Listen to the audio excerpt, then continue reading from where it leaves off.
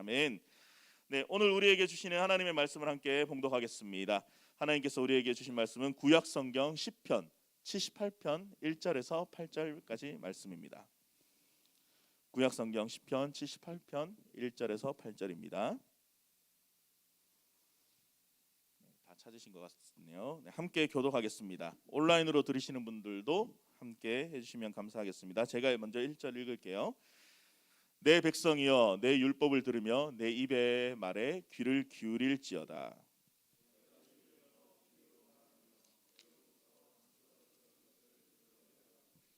이는 우리가 들어서 아는 바요 우리의 조상들이 우리에게 전한 바라.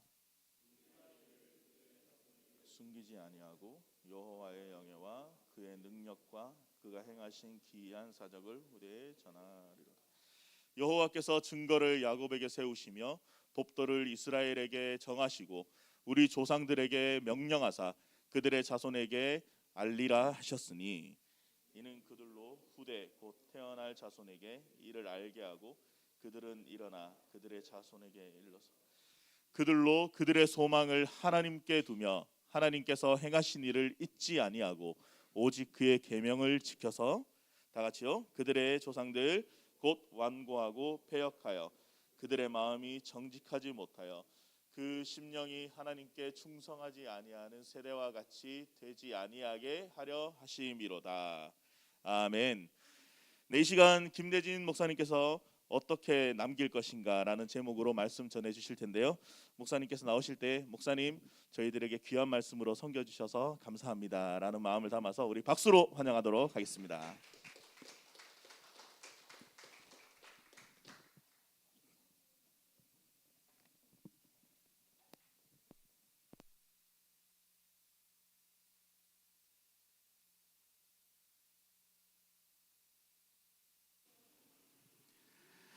오늘 예배로 나오신 모든 여러분들을 환영합니다.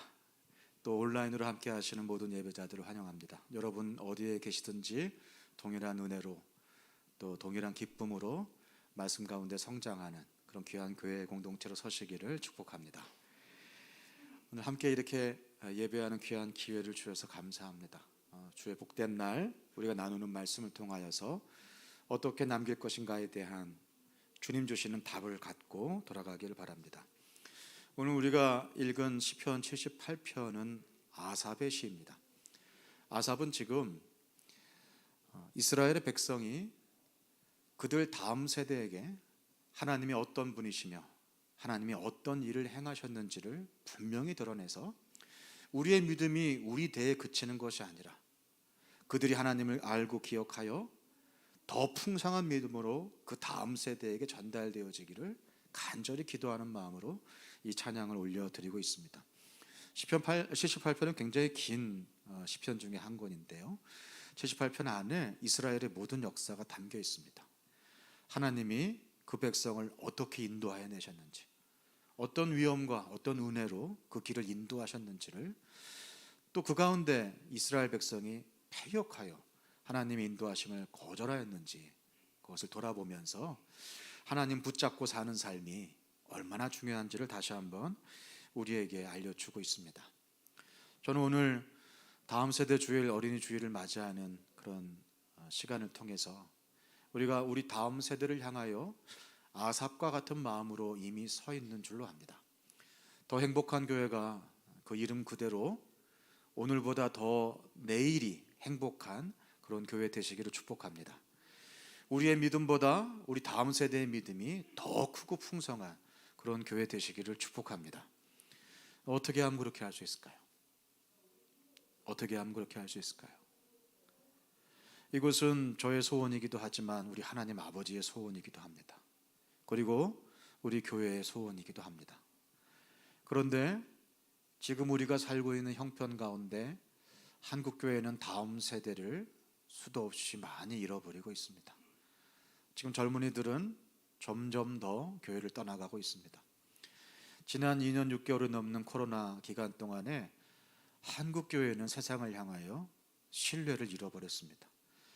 목회데이터 연구소에서 지난 2년간 그리고 기윤실에서 지난 2020년에 한국교회를 신뢰하십니까? 라고 하는 질문을 던졌을 때 지난 3년 동안 계속해서 신뢰하지 않는다라고 하는 답변이 크게 증가하였습니다. 코로나 기간을 통과하면서 우리는 교회의 생존을 걱정하느라 세상의 생명을 살려내는 일, 생명의 주인이신 하나님을 드러내는 일에 실패한 것이 아닌가, 그런 염려와 그런 자각을 하게 됩니다. 젊은이들은 더 이상 교회에 관심을 갖지 않습니다. 교회 바깥의 젊은이들만 그런 게 아닙니다. 교회 안에 다음 세대도 교회를 떠나가고 있습니다. 지금 우리는 어느 때보다도 빠르게 교회 안에 다음 세대가 교회를 떠나가고 있는 시대를 살고 있습니다. 미국의 한 기관에서 조사를 했는데요, 주일학교를 통과한 아이들, 주일학교에서 쭉 자라났던 아이들 가운데 고등학교를 졸업하고 나서 10년 안에 75%나 되는 아이들이 믿음을 떠난다고 합니다. 한국 교회는 그것보다 조금 더 못한 형편으로 보입니다.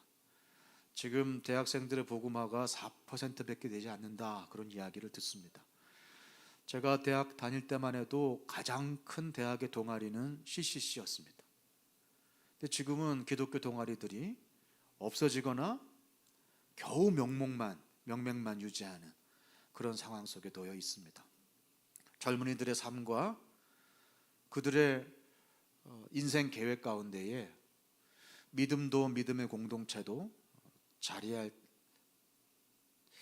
위치가 없는 그런 안타까운 시대를 살아가고 있습니다. 이런 시대에 우리가 어떻게 우리의 믿음을 더 크고 풍성한 것으로 우리 다음 세대에게 물려줄 것인가, 그것은 우리가 모두가 다 물어야 되고 우리가 꼭 찾아야 되는 답일 줄로 압니다. 더 행복한 교회가 우리 다음 세대를 미래 세대의 굉장히 중요한 리더로 세우기를 여러분 교회의 사명 선언으로 삼고 있는데, 그것이 여러분의 진심이라면 오늘 우리는 이 질문 앞에 겸손히 답을 구하고 답을 찾고 그 얻은 답대로 살아가야 될 줄로 믿습니다. 저와 여러분에게 굉장히 중요한 날입니다. 어린이 주일, 아이들에게 좋은 것을 보여주고 좋은 것을 경험하게 하는 날이 아니라 우리 부모 세대가 무엇을 놓쳤는지, 우리가 무엇을 잃어버렸는지, 이제 우리가 무엇을 붙잡아야 할 것인지, 우리가 어떻게 다음 세대를 믿음의 세대로 남길 것인지 자신을 돌아보며 우리 다음 세대를 내다보는 귀한 계기로 삼기를 축복합니다. 제가 여러 가지 통계 자료를 말씀을 드렸지만 사실 이것은 드러난 결과일 뿐입니다. 통계 자료를 원리로 삼으시면 안 됩니다. 통계에서 이렇게 말하니까 교회가 이렇게 해야 된다, 그건 그렇게 반응적인 것은 우리가 따라가야 할 모습이 아닙니다. 그건 드러난 결과일 뿐이고 그 밑에 인간 깊숙한 내면 가운데에 하나님께서 디자인하신 원리가 있습니다. 성경 가운데에서도 계속 반복되어 확인할 수 있고 우리 삶 속에서도 실체로 확인할 수 있는 우리 사람 사이에서 하나님이 허락하신 하나님의 방법들이 있습니다. 저는 오늘 그것들을 좀 여러분들과 나누려고 합니다. 왜 75%가 교회 안에서 믿음을 들었고 복음을 들었고 함께 예배했지만 그들은 10년 안에 스스로 결정할 수 있는 나이가 되었을 때 교회를 떠나가게 되었을까요? 많은 사람들이 연구를 했습니다. 성경을 보고 사람에게 묻고 또 함께 토론하였습니다. 제가 발견한 것은 첫 번째 3세대 신드롬입니다. 3세대 되어서 늘 생겨나는 한 가지 영적 현상들이 있습니다. 이스라엘 1세대는 놀라운 세대였죠. 하나님을 본 세대였습니다. 그들은 애굽에서 10재앙을 통하여 이 땅의 유일한 신은 하나님밖에 없다는 사실을 온 천지를 통하여 확인하였습니다. 그들은 홍해를 건너면서 홍해 이전에 노예되었던 생활들을 다 뒤로 하고 이제는 천국 백성으로 다른 삶을 살아야 한다는 것을 마치 마른 땅을 건너듯이 그 바다를 건너며 시내산에 이르러 율법과 계명을 받으며 주님 안에서 확인하였습니다. 그러나 400년 동안의 노예 생활로 쩌들어 있는 그들 마음 가운데 하나님에 대한 신뢰가 충분하지 못했습니다. 그들은 가데스 바네아에서 12명의 정탐꾼을 보내고 10명의 이야기, 그 객관적인 평가, 우리는 그들 앞에서 메뚜기와도 같다. 가나안 거민들은 너무 크고 대단하다. 우리는 절대로 그들을 이길 수 없다 라고 하는 보고를 택하였고, 여호수아와 갈렙이 말하였던 그 믿음의 보고, 그들은 우리의 밥입니다. 하나님이 약속하셨지 않습니까? 그 약속의 땅을 주실 것입니다 라고 하는 보고는 무시하였습니다. 하나님은 그들의 믿음 없음을 그대로 받으셔서 그들의 믿음대로, 우리는 절대로 들어가지 못한다는 그들의 믿음대로 광야에서 40년 동안 방황하도록 내버려 두셨고, 1세대는 모두 죽고, 출애굽 때의 어린아이였던, 그리고 광야에서 태어난 2세대가 이제 가나안 땅을 눈앞에 두고 있는 모압 평지에 이르게 되었습니다. 그때 모세가 유언처럼 신명기를 남기죠. 다시 한번 그 홍해를 건너서 시내산에서 받았던 그 계명과 율법을 다시 한번 두 번째로 들려주면서 하나님이 어떤 분이신지, 하나님이 하신 일이 어떠한 것인지를 기억해라. 오늘 아삽의 시편 78편 말씀과 동일하게 그 하나님을 잊어버리고 그 하나님이 하신 일을 잊어버리게 되면 가나안 땅 들어가도 젖과 꿀은 없다. 그 땅이 젖과 꿀이 흐르는 것이 아니라 하나님이 바로 젖과 꿀이다. 그 하나님 붙잡고 살아야 우리가 어느 광야를 걸어도 어느 길을 가도 그곳이 바로 주님 약속하신 땅이 될 것이다. 그 하나님 주신 약속을 두 번째로 들려주었습니다. 2세대가 그 말씀을 들었습니다. 그리고 1세대의 마지막이라고 할 수 있는 여호수아와 갈렙, 그리고 남은 장로들과 함께 가나안으로 진격합니다. 여리고성을 무너뜨리고 남과 북을 쳐서 가나안 땅을 정복합니다. 그리고 12지파에게 땅을 분배하고 그곳에서 잘 살았습니다 라고 하면 얼마나 좋을까요? 우리는 여호수아 다음에 사사기가 나온다는 사실을 알고 있습니다. 사사기는 하나님을 왕으로 모시지 아니하는 패역한 백성, 아삽이 말했던 78편에 그 부패하고 패역하고 하나님을 등진 백성들의 역사입니다. 그 젖과 꿀이 흐르는 아름다운 땅에 들어가서 하나님 놓쳐버리고 하나님 잊어버리고 하나님 하신 일 다 뒤로 하고 자기 눈에 좋은, 자기 보기에 좋은, 제 소견에 옳은 것들을 붙잡고 그것을 하나님 삼아 하나님을 대신하여 유사 하나님 모시고 살아가는 그런 악한 패역의 역사가 사사기였습니다. 우리는 그것을 다 익히 알고 있습니다. 1세대 하나님을 본 세대가 있었지만 그들이 2세대에게 들려주기만 하였을 때 2세대는 3세대에게 들려줄 수도 없는 상황이 된 겁니다. 한국교회 1세대도 놀라운 세대였죠. 우리는 전 세계 선교 역사에 유례가 없는 그런 교회였습니다. 선교사가 들어왔는데 이미 원주민들이 자기 나라 말로 된 성경을 읽고 있어요. 선교사가 심장마비 걸릴 일이죠. 우리나라가 그런 나라였습니다. 이 나라의 첫 번째로 세워진 교회는 선교사가 세운 교회가 아닙니다. 우리나라 사람이 세운 교회였어요. 어느 세계 선교 역사에도 없는 일들이 이 나라에 있었습니다. 가장 빠른 기간에 성장해서 이제는 전 세계에서 두 번째로 많은 선교사를 파송하는 나라, 한국교회입니다. 우리 1세대 믿음의 선배들은 전 국민의 1%도 되지 않는 그 적은 숫자였지만 나라가 어려움에 처할 때마다 목숨을 걸고 이 나라를 위하여, 주님 나라를 위하여, 주의 영광을 위하여 삶을 던지는 믿음이었습니다. 평양 대부흥 운동부터 시작해서 3.1 운동부터 시작해서 그때 옥에 갇힌 사람들의 60%가 크리스찬이었습니다. 1%밖에 되지 아니하는 크리스찬들이 나라의 운명을 주님 앞에 눈물로 기도했습니다. 그런 1세대를 회상하는 세대로 저는 2세대로 자랐습니다. 2세대는 그런 1세대가 있었다는 사실을 들었습니다. 부흥회에서 들었습니다. 우리 때는요, 부흥회가 1년에 4번 있었어요. 봄, 여름, 가을, 겨울. 그때 부흥사경회는 하루하고 많은 게 아닙니다. 얼마큼 하죠? 일주일 동안 해요. 부흥회를 하루에 한 번 하는 게 아닙니다. 몇 번 하죠? 3번 해요. 새벽에 하고 점심때 하고 저녁때 합니다. 하루 3번 일주일 내내 부흥회를 1년에 4번을 하는 거예요. 저희 삼형제는 부모님과 함께 그 모든 부흥회를 다 참여하려고 애썼어요. 왜냐고요? 부흥회 첫날에 꼭 포도 그림이 그려져 있는 종이를 줘요.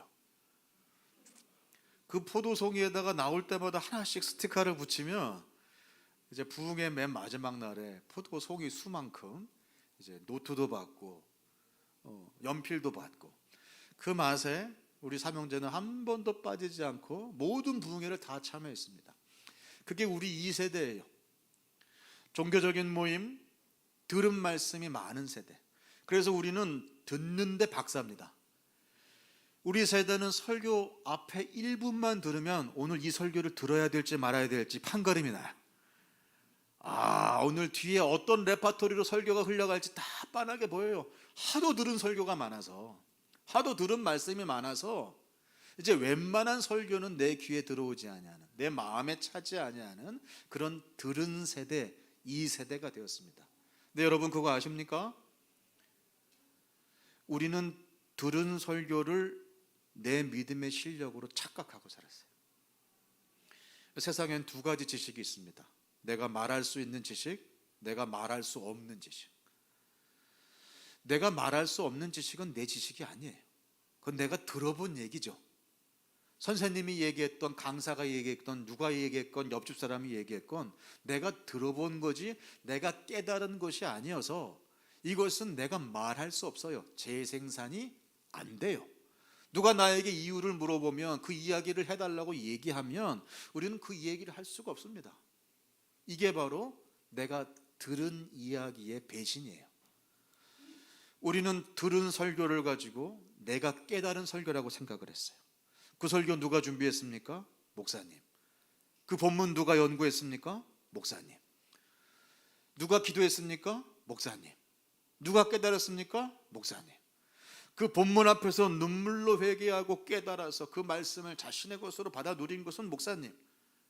그런데 그 목사님이 일요일에 30분, 40분으로 딱 졸여서 들려주는 설교를 듣고 우리 2세대는 그게 내 믿음인 것으로, 내가 좋은 설교 듣고 있으면 내가 좋은 기독교인이 된 것으로, 내가 좋은 교회 다니고 있으면 내가 좋은 믿음의 제자가 된 것으로 착각하고 살았어요.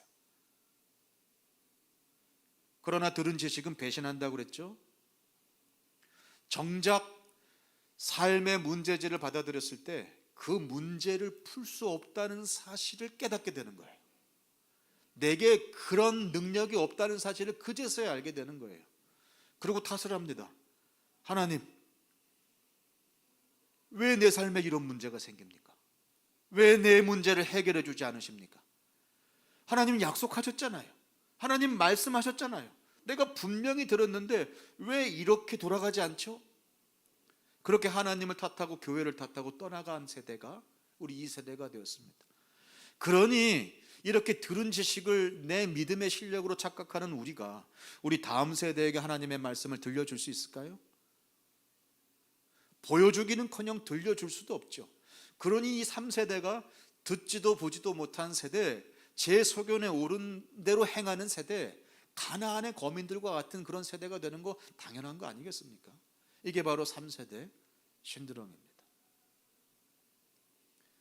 그렇게 우리는 나 자신의 믿음도 세우지 못하고 우리 다음 세대의 믿음도 세우지 못하는 그런 3세대, 그런 사사시대로 이미 들어섰습니다. 이런 시대에 그럼 우리가 어떻게 우리 다음 세대를 세울 수 있을까요? 조시 데나트라는 사람이 75%가 교회를 떠난다라고 하는 질문이 아니라, 이 사람은 질문을 바꿨어요. 왜 25%는 떠나지 않을까라고 하는 질문을 던졌습니다. 그리고 그 질문에 대한 답을 정리를 했어요. 주일학교를 통과하고 10년이 지나도 교회를 떠나지 않고 남아있는, 믿음의 공동체 속에 여전히 남아있는 살아있는 믿음을 가지고 있는 그 25% 청소년들, 청년들의 공동점은 5가지 정도로 정리가 됐습니다. 첫 번째, 가족과 함께 일주일에 5회 이상 저녁 식사를 같이 하더라. 뭐 대단한 거 얘기한 줄 알았더니 그냥 밥 같이 먹었답니다. 두 번째, 가족과 함께 교회에서 봉사하더라. 세 번째, 주중에, 일요일 말고 주중에 최소 한 번 이상 정기적인 영적 경험을 하더라. 그것이 가정 예배가 되었든, 그것이 큐티가 되었든, 성경 공부가 되었든, 주일날 이야기하고 예배하고 배우는 말씀 말고 주중에 최소 한 번 이상의 정기적인 영적 경험을 가지고 있더라. 네 번째, 아주 어린 나이부터 주일학교와 연결되어 있더라. 마지막 다섯 번째, 부모 이외에 최소 한 명 이상의 믿음의 어른들과 연결되어 있더라. 이것이 바로 3세대 신드롬을 이겨내는 방법이었다 라고 그는 얘기하고 있습니다. 3세대 신드롬의 정체는 단절이었어요. 부모 세대와 단절돼서 부모 세대가 보았던 하나님, 부모 세대가 경험하였던 하나님을 모르고 듣기만 하였을 때 3세대는 듣지도 보지도 못한 세대가 된 것처럼 우리가 믿음의 1세대와 단절돼요. 물리적으로도 다른 공간에서 예배하고 삶과 믿음이 단절되고 주일과 평일이 단절되고 교회와 세상이 단절되고 부모와 자녀가 단절되고 각자의 믿음, 각자의 방식, 각자의 선호대로 자기들의 믿음의 이야기만 가지고 있을 경우에 그것이 얼마나 허무하게 무너지는지를 75%가 보여줬다면 이 25%는 왜 남게 되었는가에 대한 5가지 공통점은 연결과 동행이 얼마나 중요한 것인지를 다시 보여주고 있습니다. 믿음에 먼저 선 세대와 연결되는 것이 얼마나 소중한지, 하나님 자신과 연결되는 것이 진짜 믿음이라는 것을, 그리고 내가 들은 말씀이 아니라 내가 본 하나님, 내가 들은 이야기가 아니라 내가 체험한 하나님이 얼마나 중요한 것인지, 그래서 삶 속에서 동행하면서 하나님을 보여주는 것이 가장 탁월한 신앙 전수의 방법이라는 것을 이 드러난 설문조사의 결과가 우리에게 얘기하고 있는 것입니다. 저는 이 설문의 결과로 원리를 말씀드리는 것이 아니라 결국 성경 전체에서 계속하여 말씀하고 있는 그 연결과 동행, 이것이 바로 신앙의 다음 세대를 남기는 하나님이 디자인하신 원리라는 사실을 여러분들에게 오늘 도전하고 싶습니다. 제가 3가지로 도전하려고 합니다. 여러분, 우리 다음 세대에게 더 크고 풍성한 믿음을 물려주고 싶으십니까? 그런 세대로 우리 아이들을 믿음의 세대로 남기길 원하십니까? 더 행복한 교회가 그 이름 그대로 오늘보다 내일 더 행복하고 더 풍성한 교회 되시기를 원하십니까? 그렇다면 이 3가지로 우리 함께 우리 다음 세대를 남깁시다. 밥상을 바꾸십시오. 묵상을 바꾸십시오. 일상을 바꾸십시오. 기억하고 싶죠? 밥상을 바꾸라, 묵상을 바꾸라, 일상을 바꾸라. 우리 옆에 있는 분에게 얘기할까요? 밥상을 바꾸세요. 또 앞뒤로도 얘기해 보세요. 묵상을 바꾸세요. 마지막으로 뭘 바꾸라고요? 일상, 밥상, 묵상, 일상, 이 3가지를 바꾸면 연결과 동행이 일어납니다. 여러분, 밥상은 우리가 생각하는 것보다 훨씬 영적으로 소중한 자리입니다. 밥상은 근본적으로, 태생적으로, 본능적으로 함께 연결하고 동행하는 자리입니다. 여러분, 식구라는 말의 한자말이 밥식자의 입구자입니다. 식구는 결국 밥을 함께 먹는 사람들을 식구라고 얘기하는 거예요. 생물학적인 어떤 가족, 피를 나눈 형제만 식구가 아니고요. 사실 같이 밥을 먹고 같이 식탁을 공유한다는 사실은 우리가 같은 패밀리라는 얘기입니다. 여러분, 이런 말이 있죠. 여러분, 정말 상종하기 싫은 사람, 저 사람이랑은 내가 내 삶에 요만큼이라도 함께하고 싶지 않다. 그런 사람들을 향하여 우리 마음속에서 어떤 말이 튀어나옵니까? 아이, 밥맛 떨어져. 그런 얘기 나오잖아요. 왜 그런 사람을 보면 밥맛이 떨어지죠? 밥을 왜 같이 못 먹죠? 식구가 아니니까 그런 거예요. 나랑 다른 소속, 나랑 다른 가족, 나와는 함께 연결되지 아니하는, 나와는 완전히 따로 떨어져 있는 사람, 그런 사람과는 밥상을 함께 하고 싶지 않은 것이 우리 인간의 본능입니다.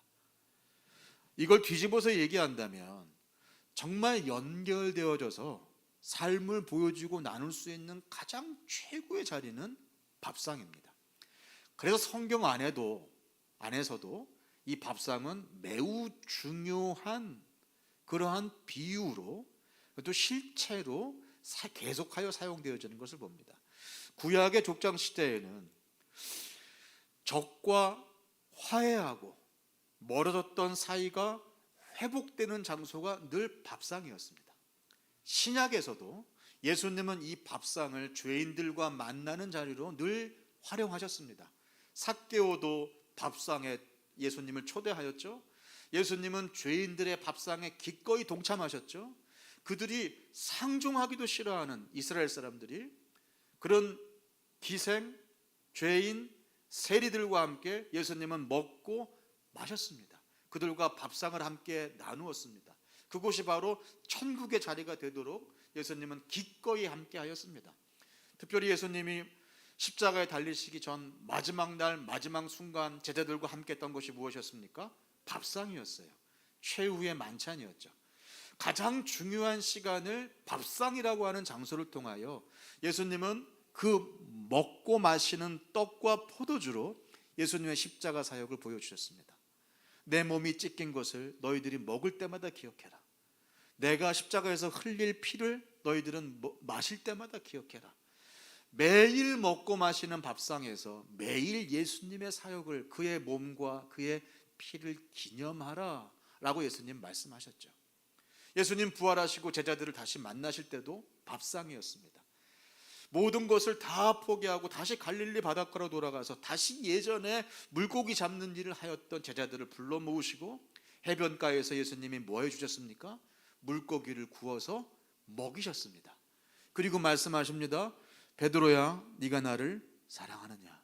3번 물으시면서 그렇게 부인하였던 베드로를 다시 회복시키시고 이렇게 말씀하십니다. 내 양을 먹이라.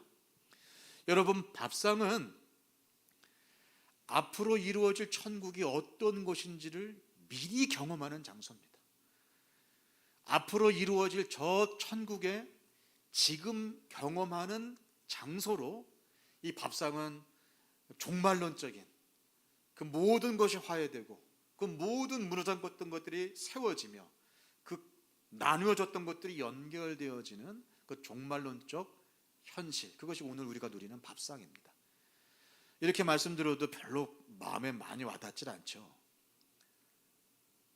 그렇게 밥상이 중요한데, 그렇게 밥상이 중요하다고 말씀을 드려도 같이 밥상을 나눌 시간이 없다. 요즘 아이들도 바쁘고 부모와 자녀가 언제 어떻게 밥상을 먹겠냐. 그때 드리는 말씀이 있습니다. 하버드 대학교의 캐서린 스노어라고 하는 연구팀이 이러면 다 귀를 기울이시더라고요. 성경이 말씀하십니다 그러면 그런가 보다 싶은데 하버드 대학교의 교수가 얘기하면 귀를 기울이시더라고요. 캐서린 스노우가 만 3세 아이를 둔 83개 가정을 2년 동안 추적 조사했습니다. 뭘 조사했냐? 만 3세에서 만 5세 사이에 아이들이 굉장히 많은 단어들을 습득하게 되는데 이 언어 습득 과정을 본 거예요. 아이들이 어떤 경로를 통해서 말을 배우게 되나 살펴봤습니다. 2년 동안 평균적으로 83개 가정의 아이들이 평균적으로 2,000개 정도의 단어를 새로 배웠다고 합니다. 근데 그 2,000개 중에서 책을 통해서 배운 게 몇 개 정도 됐을까요? 한번 말씀해 보세요. 책을 통해서 배운 단어가 2,000개 중에 몇 개 정도 될까요? 130개랍니다. 책을 통해서 배우는 건 10분의 1밖에 안 되는 거예요. 10분의 1도 안 되는 거죠. 140개 정도. 그런데 밥상에서, 식탁에서 배우는 단어가 1,000개가 훨씬 넘었다는 거예요. 책보다 10배나 넘는 단어 습득을 밥상에서 했답니다. 아이들이 보는 책에서는 아이들 수준의 단어밖에 나오질 않죠. 그러나 식탁에서는 어른들이 어른들의 용어로 어른들의 말을 합니다. 야, 이제 엔데믹이 될 텐데 리오프닝이 되면 우리가 어떻게 대비해야 될까? 이걸 3세 아이가 들으면서 그 단어가 무슨 단어인지 배운 적은 없지만 느끼는 거죠. 아, 이런 상황에서 저런 단어를 쓰는구나 라고 하면서 자연스럽게 삶 속에서 습득하는 어른의 언어, 자기 수준보다 높은 단어의 습득력들을 밥상에서 배운다고 합니다. 그러니까 밥상은 무엇인가를 배우는 데 있어서 가장 탁월한 장소입니다. 그 밥상에서 영적인 언어, 영적인 의미가 커리큘럼, 책으로 가르쳐지지 않아도 어른들의 대화, 부모와의 대화를 통하여서 아이들에게 자연스럽게 다가온다는 얘기입니다. 함께 나누는 밥상, 함께 나누는 이야기 가운데에서 우리의 믿음을 우리 다음 세대에게 생활 언어로 전달하는 그런 밥상 되시기를 축복합니다. 평등한 밥상이 되게 하세요. 그런데 즐거운 밥상이 되게 하세요. 아, 밥상이 중요하다고 얘기하니까 아빠들이 애들 다 불러 봅니다. 밥상이 중요하단다. 저녁 식사 집합. 모인 김에 아빠가 얘기할게. 첫째, 잘 들어라. 둘째야, 밥상머리에서 교육한답시고 아이들에게 잔소리를 퍼부어댑니다. 그러니까 아이들이 밥상에 앉기를 싫어하는 거죠. 혼자 삼각김밥을 먹어도 엄마 아빠랑은 밥 같이 먹기가 싫은 거죠. 그러니 그 밥상이 신앙을 물려주는 상이 아니라 오히려 신앙이 물려지지 않게 되는 요인으로 작동하는 경우가 많다는 겁니다. 여러분의 밥상이 즐거운 밥상이 되기를 원합니다. 평등한 밥상이 되기를 원합니다. 누가 누구를 가르쳐주는 시간이 아니라, 누가 누구를 가르치는 시간이 아니라 서로에게서 배우고 쉬고 충전하고 나누고 서로의 사랑을 확인하는 그런 자리로 여러분 밥상이 사용되기를 축복합니다. 밥상을 바꾸라. 두 번째가 뭐였죠? 묵상을 바꾸라. 한국 교회의 말씀이 넘쳐납니다. 지금 우리는 언제 어디서든지 말씀을 원하는 대로, 원하는 때에 원하는 장소에서 들을 수 있는 그런 시대를 살아가고 있습니다. 여러분이 어떤 주제, 어떤 성경 본문, 키워드를 넣기만 하면 유튜브에서 해당되는 말씀이 툭툭 튀어나옵니다. 그래서 우리는 말씀을 언제나 들을 수 있습니다. 다시 말씀드립니다. 들은 말씀이 여러분 말씀이 아닙니다. 내가 들은 얘기는 남에게 이야기할 수 없습니다. 내가 깨달은 이야기만 남에게 들려줄 수 있습니다. 내가 경험한 것만 다른 사람에게 들려줄 수 있습니다. 우리 다음 세대에게 신앙을 물려주는 그러한 중요한 이야기꾼으로 여러분의 인생이 사용되기를 원하신다면 여러분의 묵상을 바꾸세요. 여러분의 성경 말씀을 먹는 방법을 바꾸세요.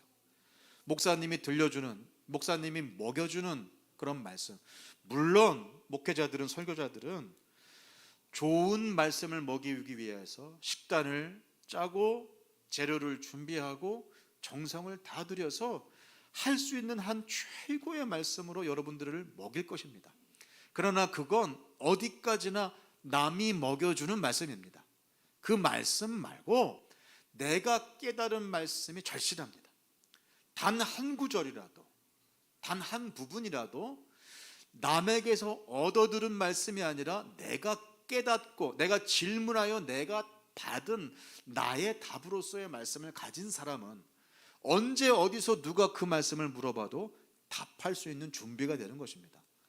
여러분이 그런 준비가 되려면 먹여주고 떠먹여주는 그런 묵상의 습관에서 벗어나서 내가 스스로 파먹는 묵상의 방법으로 하루라도 빨리 들어가셔야 됩니다. 여러분에게 성경책이 있으시죠? 성경 공부를 위한 툴들이 너무나 많습니다. 좋은 주석, 좋은 해설서, 좋은 강의들 너무나 많습니다. 그런 것들을 참고해서 오늘 내가 읽은 말씀 가운데 내가 스스로 묵상하고 내가 깨닫는 말씀으로 나 자신의 이야기, 내가 만난 하나님을 전할 수 있는 그런 묵상 공동체로 여러분이 서시기를 축복합니다. 그래서 스스로 깨닫는 말씀이 있어야 돼요. 그렇게 묵상을 바꿔야 돼요. 그러나 말씀은 절대로 개인적이지 않습니다. 우리나라의 개인 성경 공부가 한때 굉장히 유행했었죠. 그래서 내가 혼자 밑줄 치고 내가 깨달은 말씀, 내가 받은 은혜를 가지고 많은 경우들이 많았습니다. 절대 그렇지 않습니다. 초대교회 예배는 사실 함께 밥을 먹고 함께 사도들의 편지를 읽는 것이었어요. 그 사도들의 편지들이 이제 신약 성경 우리들에게 전달되어졌죠. 공동체 읽기였습니다. 그게 예배의 전부였어요. 그냥 말씀을 읽는 것만으로 그들은 하나님을 알고 하나님이 하신 일을 기념하며 하나님이 우리 가운데 행하시는 일들을 기억하고 그것을 계속하여 다음 세대에게 물려주는 일들에 성공하였습니다. 여러분, 성경 읽기는 꼭 누군가와 나눠줘야 됩니다. 여러분이 깨달은 말씀이 있다면 가장 가까운 사람들로부터 그 말씀 받은 은혜를 나누시길 바랍니다. 남편에게, 아내에게, 자식에게, 부모에게, 친구에게, 옆집 사람에게, 여러분이 만나는 직장 동료에게 내가 깨달은 말씀이 있다면 곧 작은 것 하나라도 나눌 때에 그 말씀은 배가 됩니다. 여러분, 이야기가 가지고 있는 힘이 있어요. 그래서 예수님께서도 예수님의 많은 가르침을 이야기 형식을 통해서 빌어서 가르친 것을 볼 수가 있습니다. 이야기는 재생산됩니다. 이야기는 기억하기 쉽습니다. 이야기는 멈추지 않고 날개를 달고 흘러가요. 날아가요. 다음 사람에게 또 전달되어지고 계속 이야기는 확장됩니다. 그래서 이야기는 놀라운 이야기로, 위대한 이야기로 서게 됩니다. 그게 이야기의 힘이에요. 지금 예수의 이야기가 끊어지고 있어요. 하나님의 이야기가 끊어지고 있어요. 우리가 그것을 정보로 받기 때문에 그렇습니다. 성경은 인포메이션을 위하여서 주어진 책이 아닙니다. 성경은 트랜스포메이션을 위하여 주어진 책입니다. 그냥 성경 안에 있는 몇 가지 지식을 배우는 것으로 끝나서는 안 됩니다. 이것이 내 삶을 변화시키기를 원한다면 이 말씀은 꼭 나누어져야 합니다. 그래서 공동체와 함께 가장 가까운 이웃인 내 가족들과 함께 말씀을 나누는 것, 말씀의 경험을 나누는 것, 이것이 하나님과 하나님이 하신 일들을 우리 다음 세대에게 물려주는 가장 중요한 원리 중에 하나가 될 것이라고 믿습니다. 첫 번째, 밥상을 바꾸세요. 두 번째, 묵상을 바꾸세요. 밥상, 즐거운 밥상, 평등한 밥상으로. 그래서 이 밥상을 통하여 천국이 경험되어지는 그러한 공동체로 세우시고, 묵상을 바꾸세요. 그냥 전에 들은 말씀, 남에게 이야기할 수도 없는 그냥 아는 것이라고 착각하는 말씀이 아니라 내가 깨달은 말씀과 묵상이 있는 사람, 그래서 재생산되어지는 함께 나눌 수 있는 말씀이 있는 그런 묵상으로 여러분의 묵상을 바꾸세요. 마지막에 뭐였죠? 일상을 바꾸라. 여러분, 삶으로 보여준 것만 남습니다.